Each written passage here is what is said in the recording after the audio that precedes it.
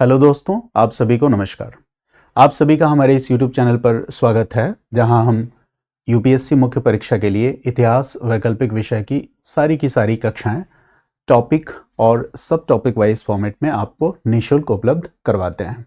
तो आज इस श्रृंखला में लेक्चर नंबर 13 या आप कह सकते हैं कि सब टॉपिक नंबर 13 हम कवर करने जा रहे हैं।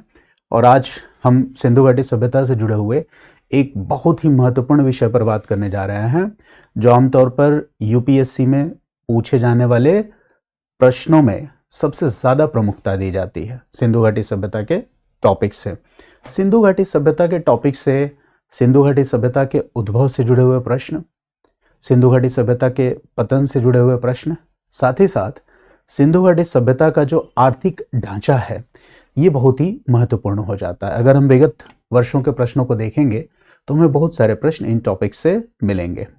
और सिंधु घाटी सभ्यता के उद्भव का प्रश्न जितना विचारणीय है या इतिहासकारों के बीच वाद विवाद का केंद्र है, उतना ही महत्वपूर्ण सिंधु घाटी सभ्यता के पतन से जुड़ा हुआ टॉपिक भी है कि सिंधु घाटी सभ्यता का पतन या डिक्लाइन कैसे हुआ।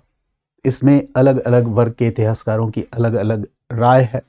तो सबसे पहले तो हमें उन अलग अलग विचारों को भी समझना है और अंत में हमें एक सर्वमान्य तो नहीं कह सकते, हम कह सकते हैं कि अधिक स्वीकार्यता प्राप्त मत या विचार को निष्कर्ष के रूप में ध्यान रखना है। यानी कि जब भी प्रश्न आए तो प्रश्न का एक मेजर पोर्शन जो होगा उत्तर का, हमारे आंसर फॉर्मेट का एक जो बड़ा हिस्सा होगा, वो उसी अधिक स्वीकार्य मत या विचारधारा से संबंधित होगा। तो इस वीडियो में हम टॉपिक पे बात करेंगे और साथ ही साथ जो विगत वर्षों के प्रश्न पत्र हैं या प्रश्न पूछे गए हैं उनके लिए एक अलग प्लेलिस्ट है, जहां एक वीडियो में एक क्वेश्चन को मैं डिस्कस करता हूं, एक पीवाईक्यू को डिस्कस करता हूं। तो पीवाईक्यूज के अंडरस्टैंडिंग के लिए आप दूसरी प्लेलिस्ट में उन वीडियोस को सर्च करेंगे। तो आइए इस वीडियो की शुरुआत करते हैं। मैं सौरभ गोस्वामी आपके साथ इस विषय पर चर्चा करूंगा। तो विषय है हमारा सिंधु घाटी सभ्यता का पतन, इंडस वैली सिविलाइजेशन या सिंधु घाटी सभ्यता का पतन। और मैंने कहा कि दो चीजें हैं, पहला है उद्भव और दूसरा है पतन। ये दोनों ही प्रश्न सिंधु घाटी सभ्यता से जुड़े हुए अत्यंत ही विचारणीय प्रश्न हैं और साथ ही साथ ये विचारणीय होने के साथ साथ इतिहासकारों के बीच ये डिबेट या बहस का मुद्दा भी है। और साथ ही साथ हम कह सकते हैं कि उद्भव का प्रश्न भी उतना ही जटिल है जितना कि पतन से जुड़ा हुआ प्रश्न या डिबेट। तो यहाँ पे इन विषयों की जटिलता है, कॉम्प्लेक्सिटी है। और कॉम्प्लेक्सिटी क्यों है? क्योंकि हमें लिखित साक्ष्य या रिटन रिकॉर्ड सिंधु घाटी सभ्यता से जुड़े हुए नहीं मिले हैं, इसीलिए ये विषय हमारे लिए अधिक जटिल हो जाते हैं। एक जो आम राय है वो ये है कि सिंधु घाटी सभ्यता का जो परिपक्व चरण था, पहले की वीडियोस में मैं आपके साथ डिस्कस कर चुका हूं सिंधु घाटी सभ्यता की अवस्थाओं के बारे में। तो सिंधु घाटी सभ्यता का जो परिपक्व चरण था, mature phase of Indus valley civilisation, इसको हम 2600 बीसी से 1900 बीसी के फेज में मानते हैं। और इसी फेज को हम प्रथम शहरीकरण या फर्स्ट अर्बनाइजेशन भी कहते हैं। यानी कि ये जो चरण है, यहाँ पर नगरीय विशेषताओं ने प्रमुखता ग्रहण किया था, नगरीय विशेषताएं महत्वपूर्ण थी। लेकिन जब हिस्टोरियंस ने स्टडी किया, अध्ययन किया, तो उन्होंने पाया कि 2000 बीसी या 1900 बीसी के आसपास से, क्योंकि बहुत एग्जैक्ट टाइम लेके हम नहीं चल सकते हिस्ट्री में, तो 2000 बीसी या 1900 बीसी के आसपास से ये जो प्रथम शहरीकरण है, तो शहरीकरण होगा तो शहरी विशेषताएं होंगी, अर्बन फीचर्स होंगी। तो इतिहासकारों का मानना है कि लगभग 1900 बीसी के दौर से ये जो शहरी विशेषताएं हैं, अर्बन फीचर्स हैं, धीरे धीरे ये डिसअपियर होने लगी या गायब होने लगी। और जब मैं शहरी विशेषताओं की बात कर रहा हूं तो अब आप इस बात को बेहतर समझ गए होंगे पहले की क्लासेस को देख के कि शहरी विशेषताओं में हम सुव्यवस्थित जल निकास प्रणाली की बात कर रहे हैं, सिविक एडमिनिस्ट्रेशन नागरिक प्रशासन की बात कर रहे हैं, शहरी विशेषताओं में हम लेखन की परंपरा या स्क्रिप्ट की बात कर रहे हैं। शहरी विशेषताओं में हम जो क्राफ्ट्स हैं या शिल्प हैं, इनकी उन्नत दशा या एडवांस्ड स्टेटस की बात कर रहे हैं। ये सब शहरीकरण है। या पॉटरीज जो हैं, पॉटर्स व्हील, ग्राफिटी, इनकी बात कर रहे हैं। पॉटरीज पे चित्रांकन के बेहतरीन स्तर की बात कर रहे हैं। बेहतरीन और परिष्कृत प्रकार के मनकों की बात कर रहे हैं। यानी कि धातु कर्म में भी जो धातु शिल्प है, मेटल क्राफ्ट है, धातु शिल्प की बनी हुई वस्तुएं हैं, वो भी बहुत ही सुपीरियर क्वालिटी की है। हम ऐसी बातें कर रहे हैं। तो धीरे धीरे इन शहरी विशेषताओं का क्या होता है? लोप होता है। सिंधु घाटी सभ्यता में बाट माप की प्रणाली भी विद्यमान थी। तो धीरे धीरे क्या होगा? वो बाट माप की प्रणाली भी अपने यूनिफाइड फॉर्म को, एकीकृत रूप को मतलब छोड़ने लगेगी। यानी कि वो हर जगह परिपक्व चरण में क्या था? बाट माप की प्रणाली हर जगह एक समान थी। धीरे धीरे क्षेत्रीय संस्कृतियां आएंगी लेटर अर्पन फेज में, और वहां पे इसमें हमें भिन्नता देखने को मिलने लगेगा। इसके पहले का जो टॉपिक था लेक्चर नंबर 12, उसमें मैंने पहले से आपको बता दिया है कि सिंधु घाटी सभ्यता के पतन के बाद ग्रामीण और स्थानीय संस्कृतियां कैसे आई थी, प्रकट हुई थी। तो देखो, उन ग्रामीण और स्थानीय संस्कृतियों में जब हम जाके देखते हैं तो हम देखते हैं कि सिंधु घाटी सभ्यता की जो धार्मिक मान्यताएं थी, या सिंधु घाटी सभ्यता में जो धार्मिक क्षेत्र में जो आइकोनोग्राफी थी, जो टेराकोटा की मूर्तियां, ये इस तरह की चीजें जो हर जगह लगभग एक प्रकार की मिलती थी, वो सब भी बदला हुआ दिखने लगा था। इसके पहले के लेक्चर में मैंने आपको बताया था कि सिमेट्री एच कल्चर में हम ये देखते हैं कि शवाधान की जो परंपरा है उसमें भी थोड़ा बहुत बदलाव हमें देखने को मिलता है। तो जो धार्मिक और आनुष्ठानिक प्रक्रियाएं हैं, इसमें भी हमें बदलाव को देखने को मिलता है सिमेट्री एच कल्चर से। तो देखो, सिंधु घाटी सभ्यता के परिपक्व चरण के पतन के बाद, यानी 1900 के बाद, जो ग्रामीण और स्थानीय संस्कृतियां अस्तित्व में आईं, उन ग्रामीण और स्थानीय संस्कृतियों में हमें क्या देखने को मिलता है ना? हमें भिन्नता देखने को मिलती है। साथ ही साथ हड़प्पा सभ्यता में के दौरान जो यूनिफाइड स्ट्रक्चर था, एकीकृत ढांचा था, या यूनिफाइड फॉर्म था, एकीकृत रूप था बहुत सारी चीजों का, वो एकीकृत रूप भी धीरे धीरे टूटने लगता है। और सिंधु घाटी सभ्यता का पतन हुआ, इस बात की सत्यता से तो कोई इनकार कर नहीं सकते हम। क्यों नहीं कर सकते? क्योंकि पुरातात्विक साक्ष्य भी इस बात की पुष्टि करते हैं कि सिंधु घाटी सभ्यता के जो महत्वपूर्ण शहर थे, चाहे हम मोहनजोदड़ो की बात करें, चाहे हम हड़प्पा की बात करें, चाहे हम लोथल की बात करें, धीरे धीरे इन प्रमुख शहरी केंद्रों का या नगरीय केंद्रों का डिसअपियर होना या गायब होते चले जाना या परित्यक्त होते चले जाना, यानी बड़े शहरों से जब पॉपुलेशन या जनसंख्या का माइग्रेशन बड़े स्केल पे सरकमफेरेंस या पेरिफेरल एरियाज में हो जाएगा, तो हम कहेंगे कि ये जो नगरीय केंद्र हैं, इनका क्या हो रहा है? पतन हो रहा है।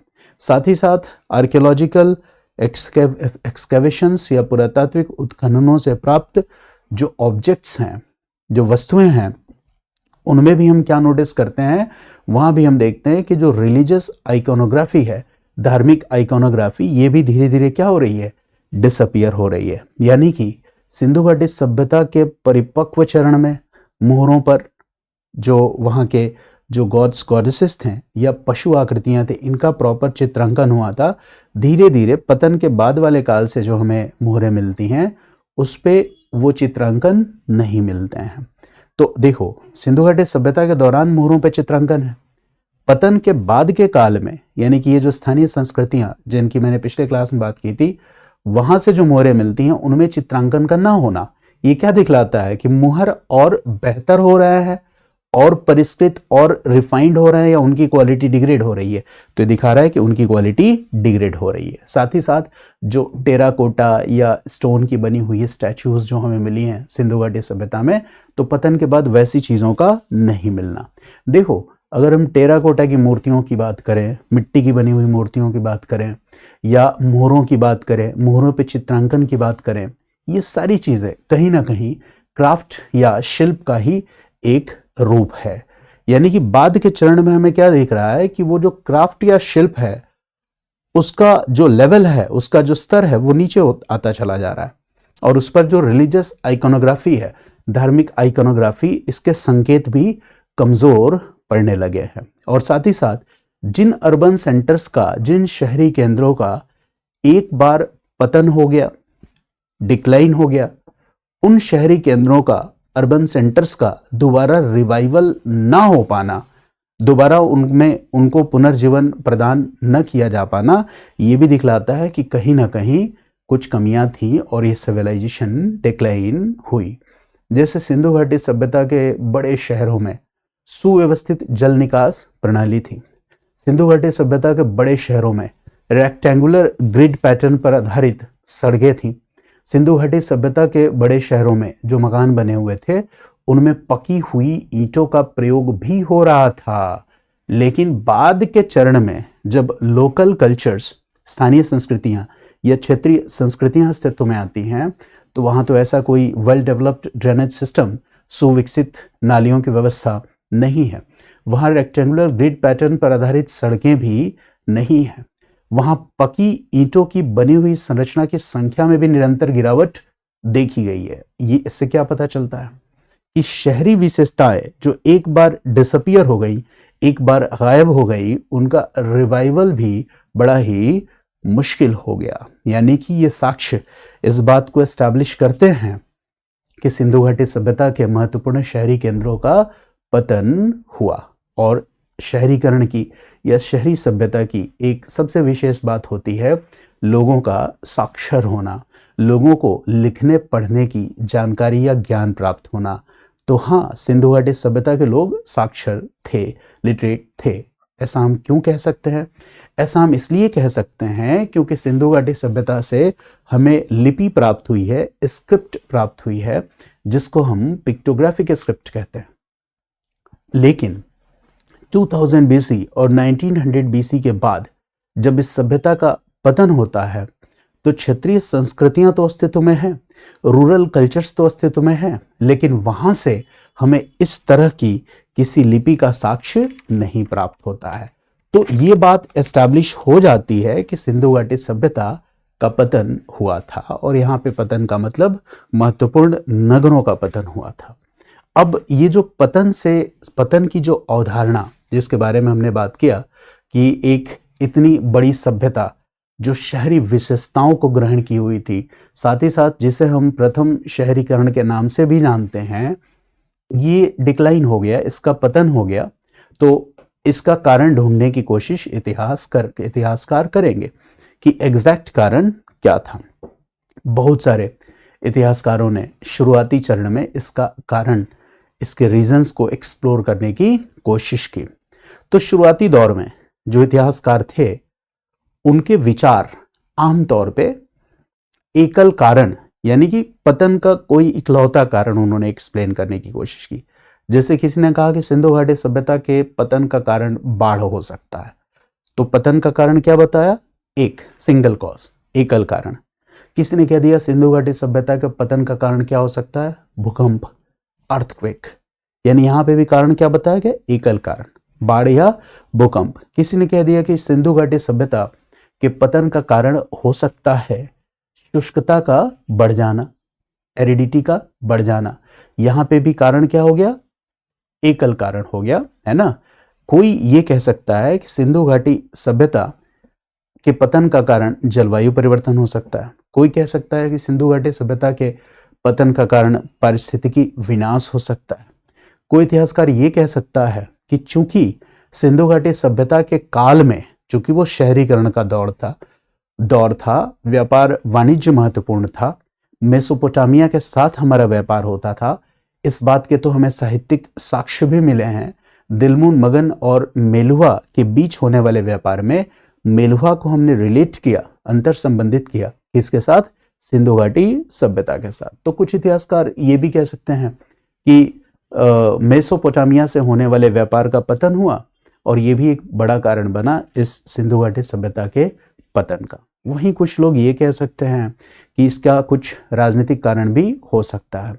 जैसे जब हमने सिंधु घाटी सभ्यता के राजनीतिक व्यवस्था को पढ़ा था तो वहां हमने ये देखा था कि सिंधु घाटी सभ्यता में कोई केंद्रीकृत सत्ता की उपस्थिति थी, सेंट्रलाइज्ड स्ट्रक्चर था, लेकिन ये सेंट्रलाइज्ड स्ट्रक्चर में क्या कोई सिंगल मोनार्क या क्या कोई इकलौता राजा, निरंकुश राजा, एब्सोल्यूट किंग जैसा अथॉरिटी हो सकता था?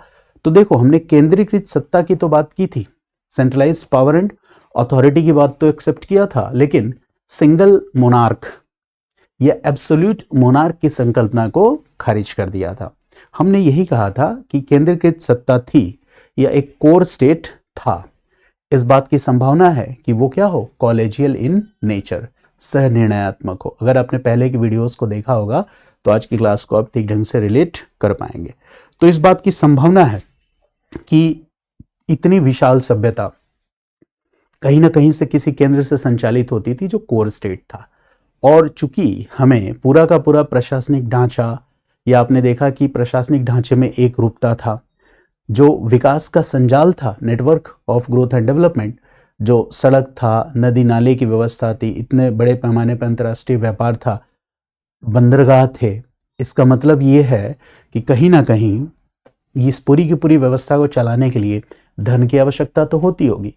तो जो कोर स्टेट रहा होगा, जो राज्य रहा होगा, वो क्या करता होगा, टैक्स या ट्रिब्यूट के रूप में उस धन की वसूली करता होगा। हो सकता है कि एक दौर ऐसा आया हो कि ये जो तांबे के बने हुए अस्त्र शस्त्र हैं, इनका प्रसार तेज गति से हुआ हो, या जो बुलक कैरियट्स हैं या बैल रथ, इसकी उपलब्धता लोकल रूलर्स या कह सकते हो कि जो लोकल लीडर्स हैं उन तक भी आसानी से हो गई हो, और जो लोकल जो ट्राइबल हेड्स हैं, या हम कह सकते हैं कि ग्रामीण अंचलों के जो प्रमुख हैं, जब उन्होंने प्रमुखता ग्रहण कर लिया हो तो कर देने से मना कर दिया हो। और इस तरह से जो टैक्स या ट्रिब्यूट कोर स्टेट को मिलता था, कहीं ना कहीं स्टेट उस टैक्स या ट्रिब्यूट को वसूल करने में विफल हो गया। और अगर स्टेट उस टैक्स या ट्रिब्यूट को वसूल करने में विफल हो जाएगा तो इसका बड़ा सीधा सा मतलब है कि वो इस तरह की व्यापक नौकरशाही के ढांचे को, इतने ब्रॉड एडमिनिस्ट्रेटिव स्ट्रक्चर और फ्रेमवर्क को बनाए नहीं रख सकता है। तो एक कारण ये भी कहा गया। तो ऐसे बहुत सारे कारण बताए गए सिंधु घाटी सभ्यता के पतन के। कुछ लोगों ने कहा कि बाहरी आक्रमण भी कारण हो सकता है। कुछ लोगों ने कहा कि इसकी जो सांस्कृतिक क्षेत्र हैं सिंधु घाटी सभ्यता से लगे हुए, जैसे हेलमंड की सभ्यता हुई, या इस तरह से कुछ दूसरी सांस्कृतिक क्षेत्रों की बात की। उन्होंने कहा कि उनका पतन हुआ तो संभवतः किसी तरह की हिंसा हुई हो। मोहनजोदड़ो से 38 नरकंकाल की प्राप्ति हुई है, तो लोगों ने, इतिहासकारों ने इसकी तरफ भी इशारा किया कि संभवतः ये जो मानव कंकाल असामान्य और बेतरतीब रूप से प्राप्त हुए हैं, इससे भी हिंसा की तरफ हमें एक संकेत मिलता है। मार्टिमर व्हीलर ने भी बाह्य आक्रमण के सिद्धांत की बात की है ना।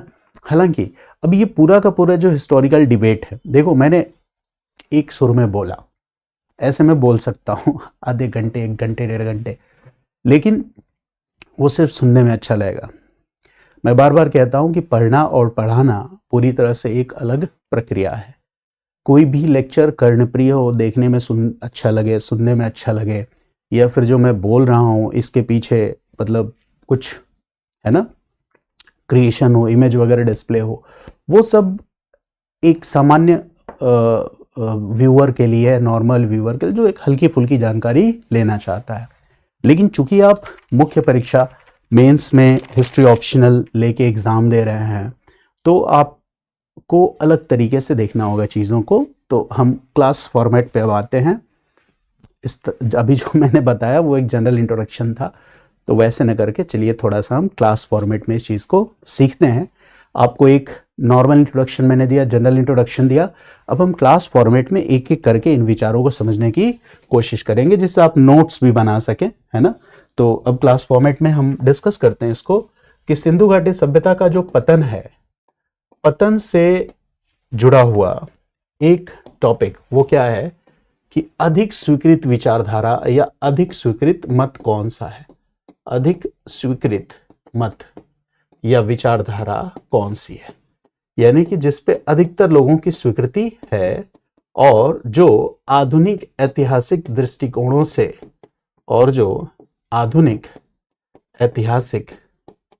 आधुनिक ऐतिहासिक दृष्टि से, आधुनिक ऐतिहासिक दृष्टि से संगत हो।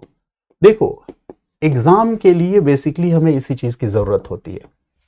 जहां पे भी डिबेट बेस्ड टॉपिक्स हैं हमारे हिस्ट्री ऑप्शनल में, वहां पे हमें जो हमारा कंक्लूसिव पार्ट होता है, निष्कर्ष वाला भाग होता है, वो यही होता है कि कोई भी डिबेट है, उस डिबेट का एक लास्टली जो बैलेंस्ड व्यू पॉइंट होता है, जिसको आप संतुलित दृष्टि भी कहते हो, वो बैलेंस्ड व्यू पॉइंट आपको पता होना चाहिए। ये तो टॉप प्रायोरिटी पे होना चाहिए कि अगर कोई पूछे कि सिंधु घाटी सभ्यता का पतन कैसे हुआ, तो आप सीधा उसको बता सको 100 वर्ड में, 150 वर्ड्स में, 200 में, 250 वर्ड्स में कि सिंधु घाटी सभ्यता का पतन कैसे हुआ। तो इस बात का जब आप जवाब दोगे तो ये बात आपको पता होनी चाहिए। और जब भी हम मेंस में अपने आंसर को लिखेंगे तो हमारे आंसर का लगभग 50 to 60% जो कंपोनेंट होगा, यह हिस्सा होगा, वो यही होगा। ठीक है, पतन से जुड़ा हुआ कोई भी प्रश्न पूछ ले। अब जब आपसे जब क्वेश्चन सेटर क्वेश्चन बनाता है एग्जाम में, तो देखो पतन से रिलेटेड बहुत सारे दृष्टिकोण हैं, है ना, तो वो उनमें से किसी भी एक दृष्टिकोण को उठा लेगा और क्या करेगा, किसी भी एक दृष्टिकोण को उठाकर क्वेश्चन में डाल देगा वो, और फिर पूछेगा क्या आप इस विचार से सहमत हैं। यानी कि देखो कई सारे दृष्टिकोण हैं, मैं भी आपके साथ एक एक करके चर्चा करूंगा, तो उन दृष्टिकोणों की एक सामान्य समझ आपको होनी चाहिए। यानी यहां पे पतन से जुड़े हुए बहुविध विचार हैं, बहुविध विचार हैं, मल्टीपल आइडियाज है, तो आपको इन बहुविध विचारों की समझ होनी चाहिए। क्वेश्चन में क्या होगा, इन्हीं विचारों में से किसी एक विचार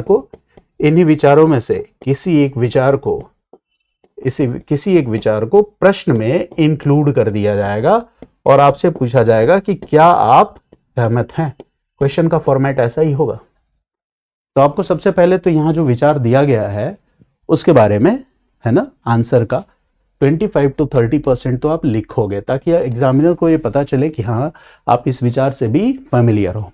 और लास्टली आप क्या करोगे, ये बताओगे कि आमतौर पे ये एक विचार है, लेकिन अधिक स्वीकार्य या अधिक मान्य विचार ये है। तो इस पे मैं अभी क्लास के लास्ट में चर्चा करूंगा। फिलहाल मैं बहुविध विचारों पे बात करता हूं। ठीक है, तो ये जो पार्ट मैं बताऊंगा आपको, इसको अपने नोट्स में हाईलाइट कर लेना कि ये हमारा कोर स्टडी मटेरियल है, ये सबसे इंपॉर्टेंट मटेरियल है। तो सबसे पहले हम बहुविध विचारों में एक एक करके हम विचारों की व्याख्या पे चलते हैं, समझने की कोशिश करते हैं। जैसे इन विचारों में जो एक मॉडल है उसको हम कहते हैं अर्ली एक्सप्लेनेटरी मॉडल्स। एक विचार क्या हो गया, उस विचार को हम कहेंगे अर्ली एक्सप्लेनेटरी मॉडल्स। और जब हम अर्ली एक्सप्लेनेटरी मॉडल्स कहते हैं, इसका मतलब है कि पूर्व के विचार। देखो जैसे मैंने आपको उद्भव से संबंधित जब विचार बताया सिंधु घाटी सभ्यता के, तो मैंने आपको बताया कि 1950s से 80s के दौर में बहुत सारे हिस्टोरिकल रिसर्चेस हुए जो उद्भव से रिलेटेड उनका अपना एक ओपिनियन या विचार है। तो वो क्या हो गए, अर्ली एक्सप्लेनेटरी आइडियाज हो गए। उसी तरह से यहां पे भी क्या है, अर्ली एक्सप्लेनेटरी मॉडल्स। शुरू में कौन से विचार आए, जैसे शुरू में एक विचार आया मार्टिमर व्हीलर का, सर मार्टिमर व्हीलर का। ठीक है, सर मार्टिमर व्हीलर, इनका जो विचार है सर मार्टिमर व्हीलर का, ये यही है, अर्ली एक्सप्लेनेटरी मॉडल से ही जुड़ जाता है। और मार्टिमर व्हीलर ने इन्वेजन थियरी या आक्रमण सिद्धांत दिया, इन्वेजन थियरी या आक्रमण सिद्धांत दिया। इसको आर्य आक्रमण से भी जोड़ा गया, आर्य आक्रमण से भी जोड़ के देखा गया कि यह आर्यन इन्वेजन था, है ना।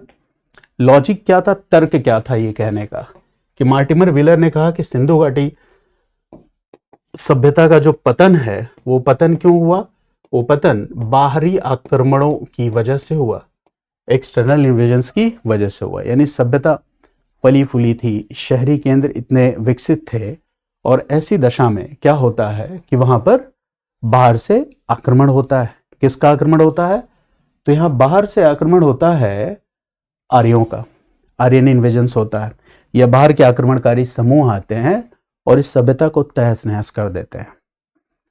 इसके पीछे मार्टिमर व्हीलर का तर्क यह है कि मोहनजोदड़ो से हमें कंकाल की प्राप्ति हुई है। एक तर्क तो इनका यही है कि मोहनजोदड़ो से 38 नर कंकालों की प्राप्ति हुई है, और ये जो नर कंकाल हैं ये क्या है, अस्त व्यस्त हैं।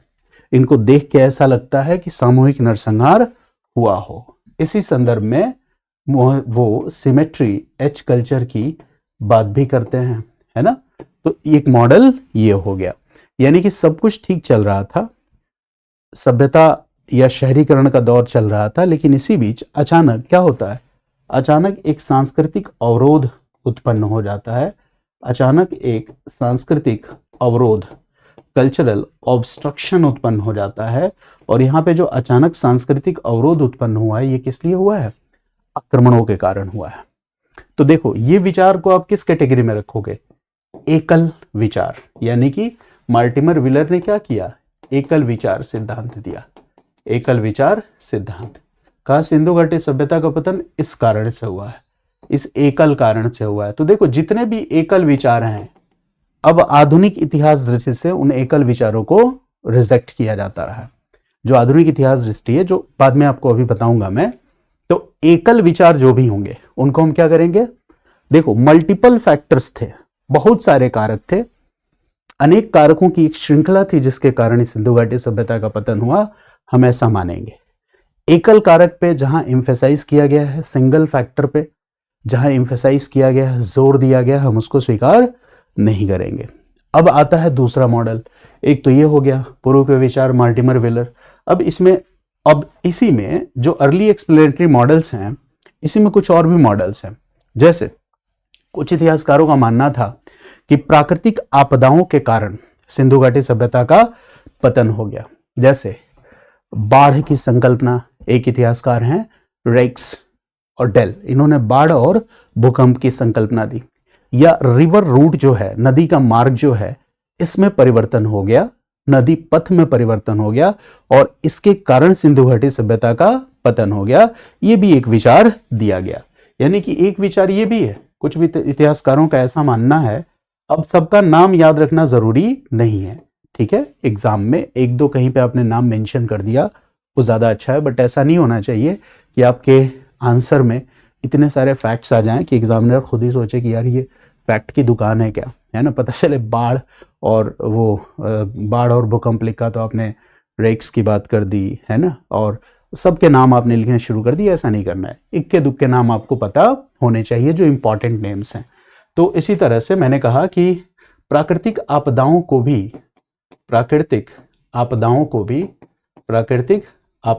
भी माना गया कि ये भी कारण हो सकते हैं सिंधु घाटी सभ्यता के पतन के। जैसे बाढ़ एवं भूकंप की संकल्पना, बाढ़ और भूकंप की संकल्पना। कुछ लोगों ने कहा कि नदी मार्ग या रिवर रूट, नदी मार्ग के परिवर्तन, ठीक है, इससे जुड़ा हुआ विचार। बाढ़ और भूकंप की संकल्पना, नदी मार्ग का परिवर्तन, रिवर रूट्स का बदलना, इससे जुड़ी हुई संकल्पना। तो ये भी विचार हो सकता है, एक कारण हमने ऐसा मान लिया। इसके बाद और भी कुछ विचार है। जैसे एक विचार है, दूसरा मॉडल है वो पारिस्थितिकी और पर्यावरणीय मॉडल है। एक तो अर्ली एक्सप्लेनेटरी मॉडल्स हैं जिसमें आक्रमण वगैरह की बात की गई। दूसरा मॉडल पतन का जो विचार है वो है पारिस्थितिकीय और पर्यावरणीय मॉडल। इससे भी समझने की कोशिश की गई, पारिस्थितिकीय और पर्यावरणीय मॉडल से समझने की कोशिश की गई कि सिंधु घाटी सभ्यता का पतन कैसे हुआ। यहां पे ये कहा गया कि लगभग 2200 बीसी का समय काल था, 2200 बीसी का समय काल था, और धीरे धीरे घग्गर हाकरा नदी क्षेत्र ये क्या हुआ, ये नदी क्षेत्र सूखने लगी। लगभग 2200 बीसी का समय काल था, और घग्गर हाकरा नदी क्षेत्र जो है ये क्या होने लगी, सूखने लगी। यानी यहाँ पे जो तर्क है या जो विचार है उसको एक नाम दिया गया जिसे कहा गया शुष्कता सिद्धांत। कौन सा सिद्धांत कहा गया, शुष्कता सिद्धांत। यानी कि घग्गर हाकरा नदी क्षेत्र के सूखने से। अब बताओ, घग्गर हाकरा नदी के सूखने से क्या होगा, इसके सूखने से जो रिवर वैली रीजन होता है, नदी घाटी क्षेत्र होता है, वो उपजाऊ रहता है। तो जब ये क्षेत्र सूखेगा तो नदी घाटी क्षेत्र क्या हो जाएगी, उपजाऊ नहीं रह जाएगी। और जब उपजाऊ नहीं रह जाएगी तो वहां कृषि उत्पादन में धीरे धीरे कृषि का उत्पादन और उत्पादकता कम होने लगेगी। जब कृषि उत्पादन और उत्पादकता कम होने लगेगी तो इससे कृषि अधिशेष की कमी होने लगी। अधिशेष निम्न, जब अधिशेष कम होगा तो इससे वो समृद्धि चली जाएगी और उसका पतन होता चला जाएगा। ऐसा एक विचार है। ठीक इसी तरह से एक और मॉडल दिया गया जो अभी मैंने आपके साथ बताया भी, वो क्या है, नदी मार्ग में परिवर्तन का सिद्ध, नदी मार्ग परिवर्तन का सिद्धांत। ये सब आ जाएगा पारिस्थितिकी और पर्यावरणीय मॉडल में, नदी मार्ग परिवर्तन सिद्धांत। एक सिद्धांत क्या हो गया, शुष्कता सिद्धांत। दूसरा सिद्धांत क्या हो गया, नदी मार्ग में परिवर्तन का सिद्धांत। इसमें यह कहा गया कि यमुना और सतलज, इन्होंने क्या किया, अपना नदी मार्ग, अपना रूट चेंज कर लिया। कहा गया कि यमुना और सतलज ने क्या कर लिया, रूट चेंज कर लिया, अपना मार्ग परिवर्तित कर लिया। और साथ ही साथ जो घग्गर नदी थी, घग्गर नदी सूख गई। यमुना और सतलज ने मार्ग परिवर्तित कर लिया और घग्गर नदी सूख गई। इससे फिर क्या होगा, सिंधु घाटी सभ्यता, जिसको हम नदी घाटी सभ्यता के रूप में जाने जाते हैं, वो नदी घाटी या फर्टाइल एरिया वो प्रभावित होगा और फिर इससे इस सभ्यता का पतन होगा। तो इसको भी किस में रखा जाता है, इसको भी रखा जाता है पारिस्थितिकी और पर्यावरणीय मॉडल में। अब इसके अलावा एक इतिहासकार का नाम मैंने आपको बताया था लास्ट क्लास में, लेक्चर 12 में, जब मैं आपको बता रहा था कि सिंधु घाटी सभ्यता के पतन के बाद का फेज जो था उसमें ग्रामीण और स्थानीय संस्कृतियां आई थी। तो वहां मैंने एक वर्ड यूज किया था, लोकलाइजेशन फेज या लोकलाइजेशन एरा। और मैंने बताया था कि ग्रेगोरी पोसेल नाम के जो इतिहासकार हैं उन्होंने वो शब्द दिया है और वो मध्यम मार्ग है, मिडिल पाथ है। तो इसके पहले वाले लेक्चर में तो ग्रेगरी पोसेल का जो कॉन्सेप्ट था उसी को हमने कंक्लूसिव पोर्शन बना लिया था अपने आंसर का। यहां वही इतिहासकार हैं ग्रेगोरी पोसेल। तो ग्रेगोरी पोसेल भी अपना एक मत प्रस्तुत करते हैं, ग्रेगोरी पोसेल, जिनके बारे में आपको पहले बता चुका हूं। और ग्रेगोरी पोसेल अपना मत क्या प्रस्तुत करते हैं, इनका यह कहना है कि हाँ, कुछ क्षेत्रों में शुष्कता उत्पन्न हो गई, इस बात से हम इनकार नहीं कर सकते। यानी सभी पूरे सिंधु घाटी सभ्यता के क्षेत्र में एक साथ शुष्कता उत्पन्न हो गई हो, इस बात को स्वीकार करने में थोड़ी कठिनाई है। लेकिन हम ये बात मान सकते हैं कि सिंधु घाटी सभ्यता के कुछ क्षेत्रों में शुष्कता उत्पन्न हो गई हो, यानी कि वो क्षेत्रीय शुष्कता के सिद्धांत को स्वीकार करने के लिए तैयार है, लेकिन यह मानने के लिए तैयार नहीं है कि पूरे के पूरे सिंधु घाटी सभ्यता में एक साथ शुष्कता उत्पन्न हो गई। तो ग्रेगोरी पोसेल ये मानते हैं कि यह संभव है कि कुछ क्षेत्रों में, यह संभव है कि कुछ क्षेत्रों में शुष्कता, यह संभव है कि कुछ क्षेत्रों में शुष्कता उत्पन्न हो गई हो, यह संभव है, जिसको वो कहते हैं क्षेत्रीय शुष्कता। एक शब्द उन्होंने यूज किया, क्षेत्रीय शुष्कता। तो उनका कहना है कि यह संभव है कि कुछ क्षेत्रों में शुष्कता उत्पन्न हो गई हो, लेकिन संपूर्ण क्षेत्र में एक साथ शुष्कता उत्पन्न हुई हो, इस विचार को स्वीकार करने में कठिनाई है। यानी कि पतन तो हुआ, लेकिन पतन पूरे सिंधु घाटी सभ्यता में एक समान रूप से हुआ या एक साथ हुआ, इस बात को हम एक्सेप्ट नहीं कर सकते। ग्रेगरी पोसेल का यह मानना था। साथ ही साथ उन्होंने कहा कि सिंधु घाटी सभ्यता के पतन को सिंधु घाटी सभ्यता के कंप्लीट डिक्लाइन या पूर्ण विनाश के रूप में नहीं समझा जाना चाहिए। यह अच्छा विचार है। सिंधु घाटी सभ्यता के पतन को कंप्लीट डिक्लाइन या पूर्ण विनाश के रूप में नहीं समझा जाना चाहिए। अगर सिंधु घाटी सभ्यता के पतन को आप एक्सप्लेन करने की कोशिश कर रहे हैं तो ज्यादा बेहतर होगा कि आप ये कहिए कि सिंधु घाटी सभ्यता का एक नया फेज शुरू हो गया। और वो कौन सा फेज था? तो डी अर्बनाइजेशन का दौर था, विशहरीकरण का दौर था। यानी सिंधु घाटी सभ्यता का पूरी तरह से पतन नहीं हुआ, लेकिन हाँ, सभ्यता के जो नगरीय चरित्र हैं उनका लोप होने लगा।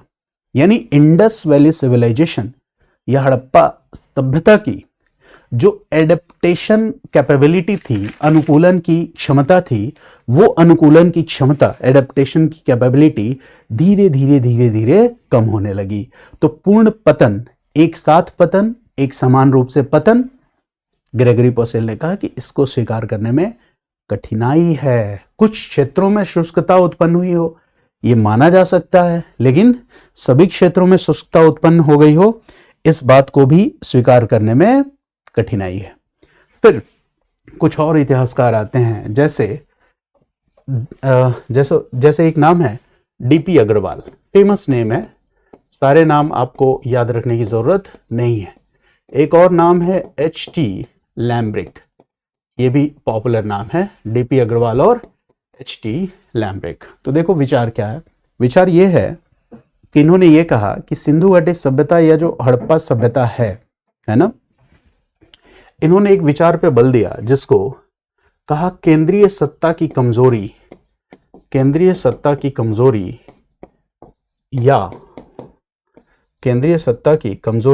या राजनीतिक कमजोरी की वजह से सिंधु घाटी सभ्यता का पतन हुआ। राजनीतिक कमजोरी की वजह से सिंधु घाटी सभ्यता का पतन हुआ।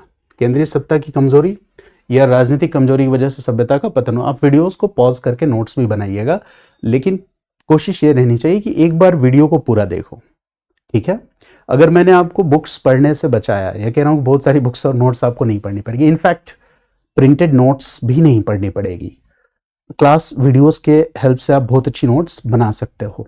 हालांकि मेरी बुक मार्केट में आएगी अभी, लेकिन वो डिपेंड करता है, मैंने कहा कि सब्सक्राइबर इस चैनल पे जब तक 5000 नहीं होंगे मैं अपनी बुक भी मार्केट में लॉन्च नहीं करूंगा। फिर खरीदेगा कौन, क्योंकि अभी मुझे जानता कौन है हिंदी मीडियम में, तो अभी लॉन्च करने का कोई मतलब नहीं है।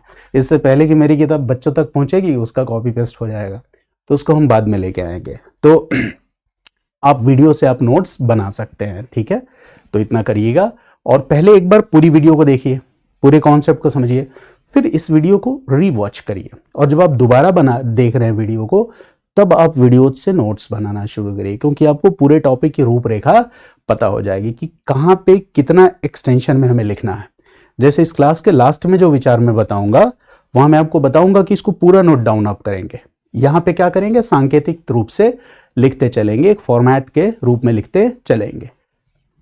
आगे देखते हैं। तो डीपी अग्रवाल और एच.टी. लैम्ब्रिक, इनका विचार था कि केंद्रीय सत्ता की कमजोरी या राजनीतिक कमजोरी की वजह से इस सभ्यता का पतन हुआ। अब ये क्या था भाई, केंद्रीय सत्ता की कमजोरी या राजनीतिक कमजोरी। इन्होंने भी देखो क्या कहा सिंधु घाटी सभ्यता में केंद्रीकृत सत्ता थी, सेंट्रलाइज्ड अथॉरिटी थी, इस बात से तो हम इनकार नहीं कर सकते। यानी यहां पे सेंट्रलाइज्ड अथॉरिटी था, ठीक है, सेंट्रलाइज्ड अथॉरिटी था, इस बात को हम डिनाई नहीं करते। तो सेंट्रलाइज्ड अथॉरिटी था, तो एक कोर स्टेट भी रहा होगा, कोर स्टेट भी रहा होगा। क्या कोई एब्सोल्यूट मोनार्क था, निरंकुश राजा था? नहीं, ये मैं पहले बता चुका हूं, ये सब एस्टैब्लिश्ड हिस्ट्री राइटिंग का पार्ट है कि अगर कोई कहे कि क्या कोई एब्सोल्यूट मोनार्क था, तो इसको हम निश्चित रूप से नहीं कह सकते। आप देखना जो पॉलिटिकल सिस्टम पे जो मैंने वीडियो बनाया उसमें मैंने बात समझाई है, तो यहां पे मैं फर्दर एक्सटेंशन नहीं ले रहा हूं। कोर स्टेट रहा है, इस बात की संभावना है। और कोर स्टेट, साथ ही साथ हम क्या देखते हैं कि सिंधु घाटी सभ्यता बहुत विस्तारित थी, इसके कई सारे महत्वपूर्ण नगर थे, और लगभग अधिकतर नगरों में जो एडमिनिस्ट्रेटिव स्ट्रक्चर था, प्रशासनिक संरचना थी, उसमें क्या थी, यूनिफॉर्मिटी थी। साथ ही साथ जो इकोनॉमिक स्ट्रक्चर था, आर्थिक संरचना, इसमें भी क्या थी, यूनिफॉर्मिटी थी। जो रिलीजियस स्ट्रक्चर था, इसमें भी क्या थी, यूनिफॉर्मिटी थी। इकोनॉमिक स्ट्रक्चर में ट्रेड एंड कॉमर्स था, इंटरनेशनल ट्रेड था, वेट्स मेजरमेंट्स था, बाट माप की प्रणाली थी, तमाम ऐसी चीजें थी। तो देखो कोर स्टेट इतना बड़ा एडमिनिस्ट्रेटिव स्ट्रक्चर और सिस्टम मेंटेन तभी रख पाएगा जब उसके पास एक बड़ी नौकरशाही होगी, ब्यूरोक्रेसी होगी। और उस ब्यूरोक्रेसी को, यानी कि ये एडमिनिस्ट्रेटिव कंट्रोल प्रशासनिक नियंत्रण, ब्यूरोक्रेटिक कंट्रोल, नौकरशाही के नियंत्रण से ही संभव है। यानी इसके लिए आपको वास्ट ब्यूरोक्रेसी, वृहत नौकरशाही डेवलप करनी पड़ेगी। और अगर आपके पास एक वास्ट ब्यूरोक्रेसी, बड़ी नौकरशाही होगी, तो आपको उनको सैलरीज भी देनी पड़ेंगी, उसका एक ब्यूरोक्रेटिक एक्सपेंडिचर भी होगा, नौकरशाही का खर्च भी होगा। तो ये खर्च ये राज्य उठाएगा कैसे? तो कोर स्टेट इस खर्च को कैसे उठा सकता है? तो जो लोकल एरियाज हैं, रूरल एरियाज हैं या स्मॉलर टेरिटरीज हैं, या तो उनसे टैक्स लेगा या ट्रिब्यूट लेगा और उससे ये खर्च उठाएगा। लेकिन ये संभावना बन सकती है कि बाद के चरण में ये कोर स्टेट जो है ये वीक हो गया हो। कोर स्टेट क्या हो गया हो? वीक हो गया हो। और जो लोकल एरियाज हैं, यहां पे जो लोकल हेड्स हैं ये पावरफुल हो गए हो। लोकल हेड्स, स्थानीय जो प्रमुख हैं वो अधिक शक्तिशाली हो गए हों। और जब ये अधिक शक्तिशाली हो गए हों तो इन्होंने कर देने से, टैक्स या ट्रिब्यूट देने से मना कर दिया हो। और जब ऐसा किया हो तो कोर स्टेट के पास जो मनी सप्लाई है, धन की आपूर्ति है, ये अचानक से क्या हो गई हो? कम हो गई हो। और जब वो कम हो गई हो तो फिर ये जो ब्यूरोक्रेटिक स्ट्रक्चर है, वास्ट ब्यूरोक्रेटिक स्ट्रक्चर, ये क्या पड़ गया हो? कमजोर पड़ गया हो, वीक पड़ गया हो। और धीरे धीरे, है ना, ये पूरी की पूरी सभ्यता इस तरह से डिक्लाइन होती चली गई हो।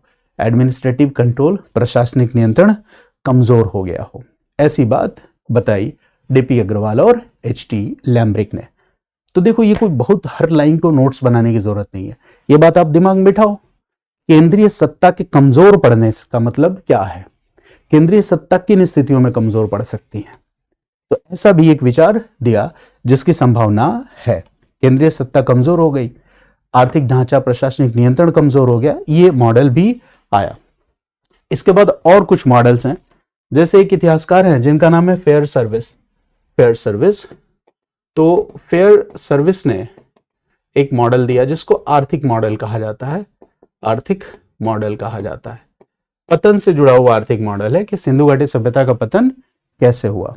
तो इनका कहना था कि संसाधन कुप्रबंधन की वजह से, इनका यह मानना है कि संसाधन कुप्रबंधन के कारण सिंधु घाटी सभ्यता का पतन हुआ। अब ये संसाधन कुप्रबंधन क्या है? रिसोर्स मिसमैनेजमेंट क्या है? रिसोर्स मिसमैनेजमेंट या संसाधन कुप्रबंधन क्या है? तो समझो इसको। इनका यह कहना है कि जो ग्रेजिंग एरियाज हैं या चराई क्षेत्र है, वहां पे जानवरों की अत्यधिक चराई शुरू हो गई, क्योंकि पशुपालन कृषि के साथ एक महत्वपूर्ण व्यवसाय था। इनका कहना है कि चूंकि शहरीकरण का विकास हुआ था तो डिफॉरेस्टेशन, वनों की कटाई बड़े पैमाने पर हुई। अब देखो, जब डिफॉरेस्टेशन बड़े पैमाने पर होगा, चराई क्षेत्र ज्यादा होंगे, अति चराई होगी, ओवर ग्रेजिंग होगी, इस कंडीशन में इसका असर किस पे पड़ेगा? खेती पे पड़ेगा। इसका असर किस पे पड़ेगा? पर्यावरण पे पड़ेगा। और इनका मानना है फेयर सर्विस का कि एक कारण था जिसकी वजह से सिंधु घाटी सभ्यता का पतन हुआ हो।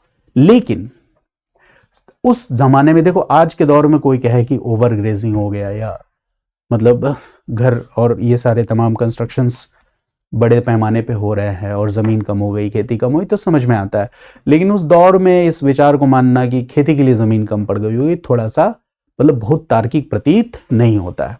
तो यहाँ पे संसाधन कुप्रबंधन में एक दो पॉइंट्स की तरफ जो इंपॉर्टेंट पॉइंट्स है कि अत्यधिक चराई, इन्होंने एक बात तो ये कही कि ओवर ग्रेजिंग हुआ होगा, अत्यधिक चराई हुआ होगा। फिर शहरी सभ्यता के विकास को, शहरी सभ्यता के विकास को सपोर्ट करने के लिए क्या किया हो? बड़े पैमाने पर डिफॉरेस्टेशन या वृक्षों की कटाई हुई हो। इन सभी चीजों का एक नकारात्मक प्रभाव पड़ा हो पर्यावरण पर। इन सभी चीजों का एक नकारात्मक प्रभाव कहां पड़ा हो? पर्यावरण पे। और अल्टीमेटली इससे क्या हो गई हो? कृषि या खेती धीरे धीरे ये कमजोर पड़ती चली गई हो। इससे क्या हुआ हो? इससे जो कृषि अधिशेष है, ये कृषि अधिशेष, एग्रीकल्चर सरप्लस, ये कम होता चला गया हो। और ये ऐसा होने की वजह से जब कृषि अधिशेष सरप्लस ही कम हो जाएगा तो ये कहीं ना कहीं ट्रेड एंड कॉमर्स, व्यापार वाणिज्य को प्रभावित करेगा। बढ़ती हुई जनसंख्या को, इंक्रीजिंग पॉपुलेशन को सपोर्ट नहीं कर पाएगा, ऐसा एक विचार फेयर सर्विस ने दिया। इसके बाद एक और इतिहासकार है शिरीन रत्नागर। तो अब इनका क्या मानना है? शिरीन रत्नागर का मानना है कि इंडस वैली सिविलाइजेशन, सिंधु घाटी सभ्यता एक अर्बन सिविलाइजेशन थी, शहरी सभ्यता थी। इस शहरी सभ्यता में जो व्यापार और वाणिज्य था, ट्रेड एंड कॉमर्स, ये बहुत ही मायने रखता है। ट्रेड एंड कॉमर्स में इंटरनेशनल ट्रेड, अंतर्राष्ट्रीय व्यापार और पोर्ट्स या बंदरगाहों की उपस्थिति इस ट्रेड एंड कॉमर्स को, व्यापार वाणिज्य को और महत्वपूर्ण बनाती है। इंटरनेशनल ट्रेड, शिरीन रत्नागर ने कहा कि इंटरनेशनल ट्रेड में भी जो सिंधु घाटी सभ्यता का व्यापार था वो किसके साथ था? तो मेसोपोटामिया के साथ था। मेसोपोटामिया के साथ होने वाला व्यापार जो था इंडस वैली सिविलाइजेशन का, ये सबसे ज्यादा इंपॉर्टेंट था। ये शिरीन रत्नागर ने बताया है कि ये व्यापार क्या है, सबसे ज्यादा महत्वपूर्ण रहा है, मेसोपोटामिया के साथ होने वाला व्यापार। तो इनका कहना है कि मेसोपोटामिया के साथ होने वाला व्यापार ये डिक्लाइन हो गया, इसका पतन हो गया। और जब मेसोपोटामिया के साथ होने वाले व्यापार का पतन हुआ तो इससे इंटरनेशनल ट्रेड, अंतर्राष्ट्रीय व्यापार का पतन हुआ। धीरे धीरे इससे व्यापार वाणिज्य का पतन हुआ। यानी कि इसका सीधा सीधा असर कहीं ना कहीं कहां पे पड़ा? Specialisation of crafts, specialisation of crafts या शिल्पों का जो विविधीकरण और विशेषीकरण था, या शिल्प, विशिष्ट शिल्प जो थे ना, यानी कि परिष्कृत शिल्प। तो कहीं ना कहीं अब जो शिल्प थे, क्राफ्ट्स है ना, अब वो उतने एडवांस्ड और रिफाइंड नहीं रह गए, वो उतने ज्यादा डाइवर्सिफाइड नहीं रह गए। तो क्राफ्ट स्पेशलाइजेशन पे इनका सीधा सीधा प्रभाव पड़ा। तो इस तरह का विचार इन्होंने दिया। अब देखो, बहुत सारी चीजें मैंने बताई, बहुत सारे विचारों से आप फैमिलियर हो गए, परिचित हो गए। शॉर्ट में आप इनका नोट्स भी बना लेंगे। तो यहां पे बहुत डिटेल में आपको नहीं लिखना है नोट्स को। जैसे मल्टीमर व्हीलर लिख के सामने क्या लिख दिया? बाहरी आक्रमण, है ना। शिरीन रत्नागर का नाम लिखा आपने और सामने क्या लिख दिया कि भाई अंतर्राष्ट्रीय व्यापार है ना का प्रभावित होना, बाहरी व्यापार का प्रभावित होना। फेयर सर्विस का नाम लिख के आपने क्या लिख दिया कि संसाधन कुप्रबंधन। डीपी अग्रवाल, एचटी लैम्ब्रिक का नाम लिख के सामने रख दिया कि केंद्रीकृत सत्ता की कमजोरी। सेंस तो आप समझ ही गए ना। और ये जितने फैक्टर्स हैं वो क्या है? एकल कारक हैं, सिंगल फैक्टर्स हैं। और मैंने बताया कि single factors, single cause of decline, ये जो थियरीज है, सिंगल कॉज ऑफ डिक्लाइन, पतन का कोई एक विशेष कारण रहा है, इस बात को स्वीकार नहीं किया जाता है। तो आज जो स्वीकृति है विचारों की वो क्या है? मल्टी कॉजल डिक्लाइन की है। जो मान्यता है विचारों की वो क्या है? Multi causal decline. हमेशा इसी तरह के, यानी कि पतन के विविध कारण थे, पतन के विविध कारण, पतन के विविध कारण। यानी सिंगल कॉजल डिक्लाइन हम नहीं मानेंगे, हम मल्टी कॉजल डिक्लाइन मानेंगे। और जब मल्टी कॉजल डिक्लाइन मानेंगे तो हम कह सकते हैं कि पर्यावरणीय दबाव भी एक कारण हो सकता है, पर्यावरणीय दबाव भी एक कारण हो सकता है। नदी मार्ग परिवर्तन भी एक कारण हो सकता है, नदी मार्ग परिवर्तन भी एक कारण हो सकता है। हम कह सकते हैं कि व्यापार वाणिज्य में पतन या व्यापार अवरोध ये भी एक कारण हो सकता है। हम कह सकते हैं कि संसाधन कुप्रबंधन भी एक कारण हो सकता है। हम कह सकते हैं कि केंद्रीकृत सत्ता की कमजोरी भी एक कारण हो सकती है। बाह्य आक्रमण वाला विचार अब स्वीकार नहीं किया जाता है तो वो मत लिखिएगा। यानी जो कारण है सिंधु घाटी सभ्यता के पतन का, वो इन विविध कारकों का क्या हो सकता है? समूह हो सकता है।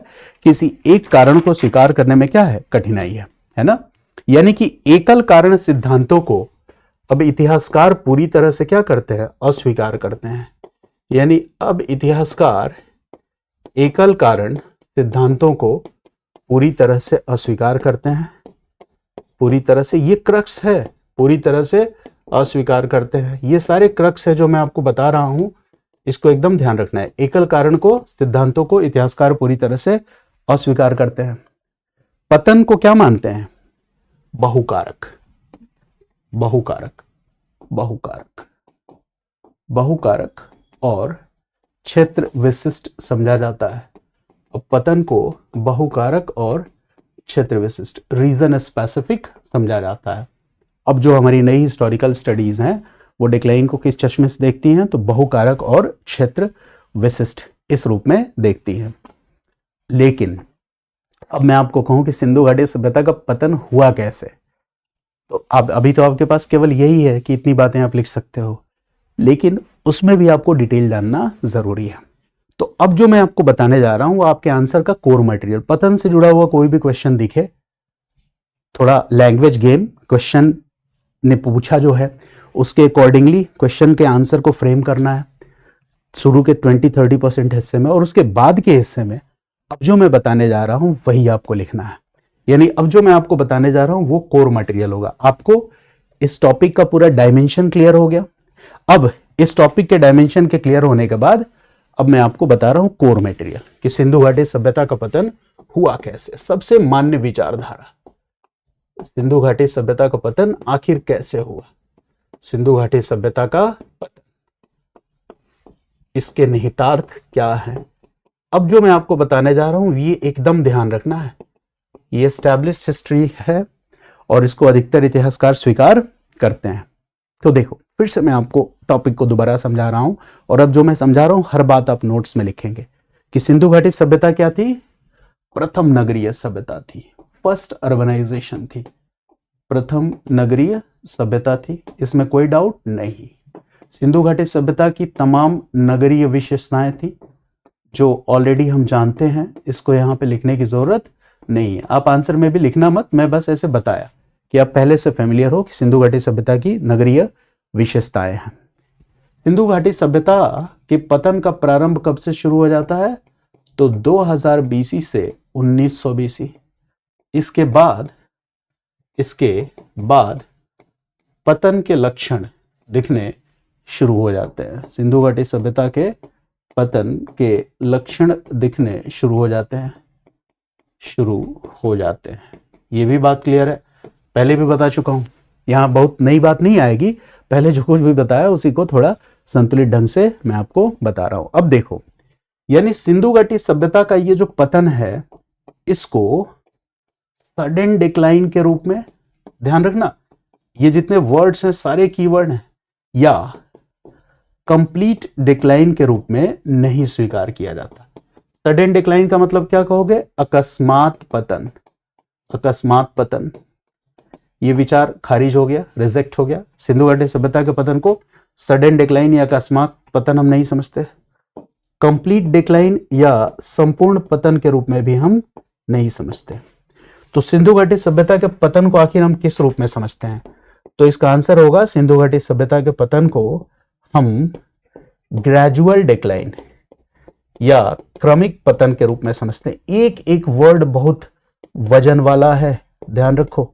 एग्जाम में जब आप लिखोगे आपके मार्क्स तुरंत शूट करेंगे, ऊपर जाएंगे। क्रमिक पतन के रूप में, यानी सिंधु घाटी सभ्यता का जो पतन है ये एक तरह का स्ट्रक्चरल क्राइसिस था। सिंधु घाटी सभ्यता का पतन बेसिकली क्या था? ग्रेजुअल डिक्लाइन था। यानी दो बातें आपको बतानी है, एक तो सिंधु घाटी सभ्यता का पतन क्या था? ग्रेजुअल डिक्लाइन था, साथ ही साथ यह स्ट्रक्चरल क्राइसिस की स्थिति को दिखलाता है, स्ट्रक्चरल क्राइसिस की स्थिति को दिखलाता है। स्ट्रक्चरल क्राइसिस के लिए कीवर्ड होगा, लिख लीजिए, संरचनात्मक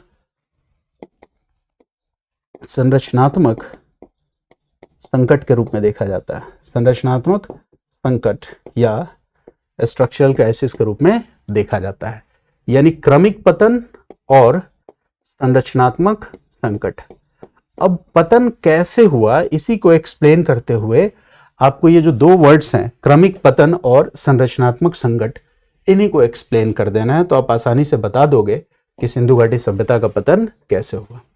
अब हम कैसे एक्सप्लेन करें क्रमिक पतन को और संरचनात्मक संकट को? तो देखो, सिंधु घाटी सभ्यता के जितने भी नगर हैं, ऐसा नहीं कि नगर अचानक से सारे के सारे खत्म हो गए, ऐसा कुछ नहीं हुआ। यहां पे जो हुआ, जो लक्षण देखा गया, वो उसके लिए एक वर्ड यूज होता है, अर्बन एबेंडोनमेंट।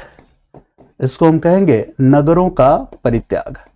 नगरों का परित्याग, एक वर्ड फिर आपने लिखा, नगरों का परित्याग, अर्बन एबेंडोनमेंट। जैसे कोरोना काल में बड़े शहरों से लोग कहां चले गए थे, माइग्रेट होके अपने गांवों की तरफ चले गए थे। तो उस घटना को हम किस रूप में जानते हैं, अर्बन एबेंडोनमेंट के रूप में, नगरों का परित्याग। लेकिन जैसे ही कोरोना का इंपैक्ट खत्म हुआ या कम हुआ तो लोग वापस शहरों में आ गए, उसको हम कहते हैं revival of urban centres again. Sindhu घाटी सभ्यता में स्थिति क्या है, अर्बन एबेंडनमेंट तो होता है, लोग नगरों का परित्याग तो करते हैं और पेरिफेरल एरियाज में चले जाते हैं, लेकिन वापस वो नगरों में लौट के तुरंत नहीं आते हैं और अर्बन सेंटर्स का रिवाइवल नहीं होता है। यानी कि एक बार जब नगरों का परित्याग लोगों ने किया तो जाके वो कहां जाके सेटल हो गए, तो पेरिफेरल सेंटर्स में, परिधीय क्षेत्रों में। लोग कहां जाके सेटल हो गए, तो लोग जाके सेटल हो गए पेरिफेरल सेंटर्स या परिधीय क्षेत्रों में। परिधीय क्षेत्रों में लोग जाके सेटल हो गए, और जब इन परिधीय क्षेत्रों में लोग जाके सेटल हो गए तो वहां ये जो नए सेटलमेंट्स हैं, नई बसावट है, ये छोटी छोटी स्थानीय और ग्रामीण संस्कृतियों का रूप ले लिया। यहाँ पे जो नया बसावट बना उसने क्या किया, छोटी छोटी स्थानीय और ग्रामीण संस्कृतियों का रूप ले लिया। इन्हीं स्थानीय और ग्रामीण संस्कृतियों के लिए एक शब्द यूज किया जाता है जिसे हम कहते हैं लेट हड़प्पन कल्चर्स। तो ये प्रोसेस आपने समझा कि अर्बन सेंटर से 1900 बीसी के आसपास ग्रेजुअल, क्रमिक रूप से, ऐसा नहीं एक ही दिन सब उठ के चले गए, नहीं, क्रमिक रूप से ग्रेजुअली यहां से जनसंख्या का क्या होता है, माइग्रेशन होता है, और लोग पेरिफेरल एरियाज में जाके बसने लगते हैं। वहां पे नई संस्कृतियां जन्म लेती हैं, और ये नई संस्कृतियां कैसी हैं, ग्रामीण संस्कृतियां हैं और स्थानीय संस्कृतियां हैं। ऐसा क्यों हुआ, अब इस पे हमें सोचना है, आखिर ऐसा क्यों हुआ, नगरों का परित्याग क्यों हुआ। जैसे मान लो कि नगरों में लोग क्यों रहते हैं, जैसे मान लो मैं दिल्ली में हूं या नोएडा में हूं, तो मैं क्यों हूं यहां, क्योंकि यहां पे मैं बच्चों को पढ़ाता हूं। तो अगर यहाँ पे जैसे देखो सिविल सर्विस एग्जाम के लिए जैसे जो भी कोर सेंटर्स है, जैसे मुखर्जी नगर हो गया, करोल बाग हो गया, अगर ये सेंटर क्रम्बल हो जाए, खत्म हो जाए, यहाँ पे बच्चे तैयारी करने के लिए आए ही नहीं, तो टीचर रह के कर क्या लेगा, टीचर भी अपने घर चला जाएगा। ठीक है, अगर सारे के सारे बच्चे डिजिटल मोड में पढ़ने लग जाए, घर बैठ के पढ़ने लग जाए, तो वो आएंगे ही नहीं दिल्ली कोर सेंटर्स पे, तो हम टीचर्स का भी काम खत्म, हम भी अपने घर चले जाएंगे, हम भी वहीं से पढ़ाएंगे डिजिटल मोड में। वैसा ही कुछ हो रहा है, शहरों की जो रीढ़ होती है। अब यहाँ पे एग्जाम्पल दूसरा है, सिंधु घाटी सभ्यता में। सिंधु घाटी सभ्यता जानी जाती है अपने व्यापार वाणिज्य के लिए, समृद्ध व्यापार वाणिज्य के लिए, प्रॉस्परस ट्रेड एंड कॉमर्स के लिए। उसमें भी जो सबसे इंपॉर्टेंट ट्रेड था जिसकी तरफ शिरीन रत्नागर ने इशारा किया था, वो था मेसोपोटामिया के साथ होने वाला व्यापार, अंतरराष्ट्रीय व्यापार। तो अब क्या था कि व्यापार वाणिज्य की स्थिति प्रभावित हुई।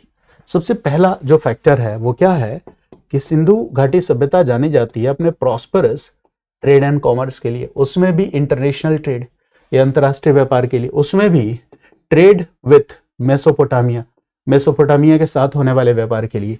तो जब मेसोपोटामिया के साथ होने वाले व्यापार का ह्रास होगा, डिक्लाइन होगा, और इससे इंटरनेशनल ट्रेड का डिक्लाइन होगा, तो कहा यह गया कि इससे ओवरऑल ट्रेड एंड कॉमर्स की स्थिति प्रभावित हुई। यानी सिंध क्षेत्र से मेलुहा या इंडस वैली सिविलाइजेशन के साथ जो व्यापार हुआ था वो व्यापार बाधित हुआ। फिर इसकी वजह से टिन, लाजवर्द ये सब ट्रेड एंड कॉमर्स में मैंने बताया आपको, चांदी जैसी धातुओं की आपूर्ति प्रभावित होने लगेगी, क्योंकि बिजनेस में हर चीज किस बात पे डिपेंड करती है, डिमांड एंड सप्लाई। देखो सिंधु घाटी सभ्यता में मेटलर्जी या धातु कर्म बहुत ही इंपॉर्टेंट था। लोग धातु शिल्प में एक्सपर्ट थे, मेटल क्राफ्ट में एक्सपर्ट थे। ब्रॉन्ज कल्चर्स आपको बताया मैंने कि टिन और कॉपर दोनों को मिला के क्या बना लेते थे, ब्रॉन्ज। रिजल्ट क्या हुआ कि धीरे धीरे कांस्य या ब्रॉन्ज का निर्माण भी कम होने लगा। ये सब धीरे धीरे हो रहा है, ग्रेजुअली हो रहा है। तो धीरे धीरे कांस्य या ब्रॉन्ज, इसका निर्माण भी क्या होने लगा, कम होने लगा। कांस्य या ब्रॉन्ज का जब निर्माण कम होने लगेगा, इसका मतलब धातु शिल्प का उत्पादन गिरा, मेटल क्राफ्ट का उत्पादन गिरा, शहरी उद्योग धंधे कमजोर हुए, दूसरे शिल्प की स्थिति कमजोर हुई। यानी कि जब ये सप्लाई चेन टूटा, कौन सा सप्लाई चेन, इंटरनेशनल ट्रेड, अंतरराष्ट्रीय व्यापार वाला सप्लाई चेन, आपूर्ति श्रृंखला, तो जो ट्रेड एंड कॉमर्स था, प्रॉस्परस ट्रेड एंड कॉमर्स, ये भी प्रभावित हुआ। वो सीधी सी बात है। तो एक विचार तो यह है कि मेसोपोटामिया के साथ होने वाले व्यापार का पतन अंतरराष्ट्रीय व्यापार वाणिज्य की आपूर्ति श्रृंखला का टूटना और इससे उद्योग धंधे और शिल्प की स्थिति में गिरावट होना। ये लाइन आप लिख लेना वीडियो को पॉज करके। दूसरी तरफ अब एक तो चैलेंज यहां से था, यानी एक चैलेंज ये है और ये ग्रेजुअली ये सब कुछ हो रहा है, पैरेलली कुछ और चैलेंज हमारे सामने आ गए। कौन से चैलेंज आ गए, इसके पैरेलली, मान लो इसके पैरेलली अगर ऐसे चैलेंज आ जाए कि धीरे धीरे घग्गर और हाकरा जैसी नदियां जो हैं, इनमें साथ ही साथ क्या बढ़ने लगे, शुष्कता बढ़ने लगे, घग्गर नागरा नदियों में, हाकरा नदियों में। तो देखो, एक तरफ तो व्यापार वाणिज्य उद्योग धंधे में गिरावट आ गई, और जब इधर नदियों की शुष्कता बढ़ेगी तो ये किस क्षेत्र में संकट को उत्पन्न करेगा, कृषि संकट को उत्पन्न करेगा। आसमान से गिरे खजूर पे उठ के अटके, वो है ना कहावत, है ना। तो उद्योग धंधों की स्थिति प्रभावित हुई, यहां कृषि संकट, एग्रेरियन क्राइसिस। अच्छा देखो, एग्रेरियन क्राइसिस, उद्योग धंधा, शहरों में लोग रह रहे हैं, जॉब नहीं है, खाने के लिए अनाज नहीं है, तो लास्ट में भागेंगे कहाँ, गांव की तरफ। तो इससे क्या हुआ, जनसंख्या का पलायन हुआ, माइग्रेशन ऑफ पॉपुलेशन, जनसंख्या का पलायन हुआ, माइग्रेशन ऑफ पॉपुलेशन। और जब माइग्रेशन ऑफ पॉपुलेशन हुआ तो लोगों ने क्या कर दिया, नगरों का परित्याग करना शुरू कर दिया, अबेंडनमेंट ऑफ सिटीज। ठीक है, क्योंकि देखो शहर में रह के, जैसे मान लो मैं अपार्टमेंट में रह के 12वें 14वें फ्लोर में रह के खेती तो नहीं कर सकता ना, बहुत होगा 2 BHK 3 BHK के फ्लोर में आप रह रहे हो। तो अगर आपका काम धंधा प्रभावित हो गया और शहरों में अगर फूड क्राइसिस हो गई, शहरों में जो अनाज है, दूध है, सब बाहर से आ रहा है, वो प्रभावित हुआ, तो अल्टीमेटली हम लोग क्या करेंगे, अपना बस्ता बांधेंगे, सामान रखेंगे कार में और निकल पड़ेंगे कहाँ, गांवों की तरफ। ठीक है, तो देखो काम धंधा और कृषि बहुत जरूरी है, एग्रीकल्चर बहुत जरूरी है। तो ये सारी बातें बताएगी। कहा संभावना है कि फ्लड भी कोई कारण रहा हो, संभावना है कि कुछ क्लाइमेटिक चेंजेस भी फैक्टर रहे हो, बाढ़ फ्लड कारण है, कोई जलवायु परिवर्तन जैसा कारक रहा हो, ये भी मान सकते हैं, हो सकता है कोरोना आया हो, ये भी मान सकते हैं। तो देखो बाढ़ या जलवायु परिवर्तन जैसे कारक रहे हो, लेकिन अब क्या है, अब इतिहासकार कहते हैं कि जो पहला फैक्टर जो मैंने आपके साथ डिस्कस किया कि व्यापार वाणिज्य का पतन हुआ, क्योंकि व्यापार वाणिज्य क्या था, अर्थव्यवस्था की रीढ़ था। तो ये क्या था, व्यापार वाणिज्य का पतन होना, क्योंकि व्यापार वाणिज्य अर्थव्यवस्था की रीढ़ था, ये था मुख्य कारक, ये था मुख्य कारक, मेन फैक्टर। फिर इसके बाद का ये जो कारक है जो मैंने आपको बताया कि साथ में घग्गर हाकरा शुष्क हो रही हो, बाढ़ जलवायु जैसी स्थिति आ गई हो, जलवायु संकट आ गया, ये सबको हम क्या मान सकते हैं, कंट्रीब्यूटिंग फैक्टर्स, सहायक कारक। इन सबको हम क्या कर सकते हैं, सहायक कारक मान सकते हैं, है ना। तो और हम बता सकते हैं कि धीरे धीरे जो सील्स एंड सीलिंग्स इंडस्ट्री थी, मन का उद्योग था, वो संकट में आ गया। मेटलर्जी या धातु कर्म, इसकी निम्न स्थिति हो गई, लो लेवल पे जाने लगा, उद्योग धंधे कमजोर हो गए, बेरोजगारी बढ़ गई। तो ये क्या हो रहा है कि शहरों में गिरावट हो रहा है, लोगों के पास एग्रीकल्चर क्राइसिस है, काम धंधा नहीं है, है ना, लोग बाहर की तरफ भागेंगे। इससे क्या होगा, कहीं ना कहीं टैक्स और ट्रिब्यूट की भी स्थिति प्रभावित होगी, कर और अनुदान की स्थिति भी प्रभावित होगी, राज्य को कर और अनुदान भी कम मिलेगा। और अगर कोर स्टेट को, राज्य को कर या अनुदान नहीं मिल रहा है तो वो वृहद प्रशासनिक नियंत्रण, वास्ट ब्यूरोक्रेटिक स्ट्रक्चर को बनाए रखे, इसमें भी चुनौती है, इसमें भी समस्या है। तो ये मान सकते हैं। अब बात आती है कि कुछ इतिहासकारों ने जो आर्यन इन्वेजन थियरी की बात कही, या कुछ लोगों ने कहा कि इंद्र, ठीक है, इंद्र को भी कुछ लोगों ने कारण माना, पर तो देखो आर्यन इन्वेजन थ्योरी या आर्य आक्रमण का जो सिद्धांत, सॉरी इंद्र नहीं, आर्यन इन्वेजन की बात कर रहा था, तो आर्यन इन्वेजन थ्योरी जो है इसको मानने का कोई बहुत ज्यादा लॉजिकल बेस नहीं है, इसका कोई पुरातात्विक प्रमाण नहीं है। मेरी बात समझ गए? तो इतनी बात आप ध्यान में रखेंगे कि बाह्य आक्रमण या आर्यन आक्रमण का सिद्धांत को मानने का कोई ठोस कारण नहीं है। यानी सिंधु घाटी सभ्यता का पतन मुख्य रूप से क्या था? डी अर्बनाइजेशन था, डी अर्बनाइजेशन था और रूरलाइजेशन था। यानी कि शहरी केंद्रों का पतन होना और ग्रामीण केंद्रों की स्थिति या ग्रामीणीकरण का बढ़ता जाना, इस तरह की स्थिति है। और सिंधु घाटी सभ्यता के पतन का मतलब संपूर्ण पतन नहीं है। जो एग्रीकल्चर है वो आगे भी कंटिन्यू है, बहुत सारी एग्रीकल्चरल कम्युनिटीज हैं, कृषि समुदाय हैं, कहां पर?